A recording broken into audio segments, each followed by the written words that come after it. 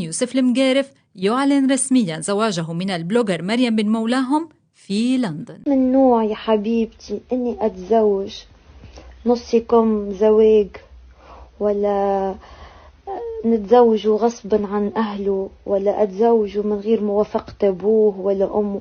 انا ان شاء الله لو تزوجت كي نحب نجيب بيبي لازم حماية يأذن له في وذنه يقولوا الله أكبر. نعتز ونحب التقاليد ونحب الأهل ونحب اللمة، مش أتزوجه تحت البيت ولا أسافر أتغرب في بلد لندن ولا باريس ولا ستوكهولم. بابا هوني، أهلي هوني، عيلتي هوني في وسط ناسي وحبابي. أشوف كل الكومنتس أبولونا اتزوج، أبولونا خطب، أبولونا ألاقي واحدة يعني ما حقول هي بلوجر ولا مشهورة، لأن يعني راح يكون إهانة لكل المشاهير. انتي عدوة روان، قولي انتي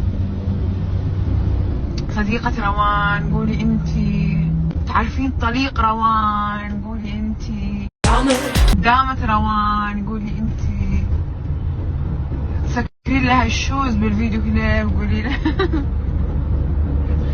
انتي كنتي سايقة التاكسي دي اخذ روان. استوقفني هذا التعليق، شفت الله يرحم امي، انا في حداد امي عملت اديوس، طبخت اديوس في الاستوديو. انا زاني خليني مبدعة اكثر في حياتي. ايه شبيك عالتوانسة؟ مالك عالتوانسة يا حبيبتي؟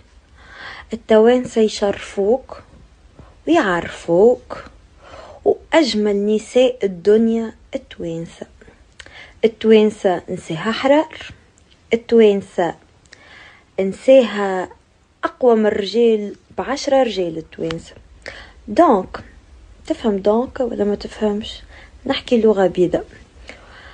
أنا الحمد لله اسمي مريم بن مولاه، أقرأ علي الملكة اللي تقول موتو فاتفيتو. أنا الملكة.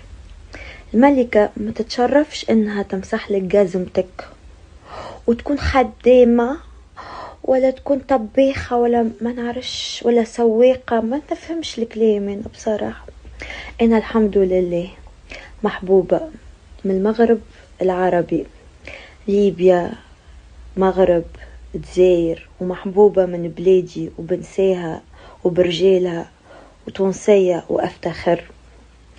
أنا يا حبيبة قلبي بصراحة شفت فرق صعبانة عليا. نحبك تمشي للدكتور النفسي متاعك يعطيك دواء، خاطرك حالتك متعبة. احنا عراسنا في تونس 7 أيام و7 ليالي. خلي أنا الملكة يعني نعمل 6 شهور و7 شهور و8 شهور عرس. يعني ما نمشيش، منيش من نوع يا حبيبتي اني اتزوج نصكم زوج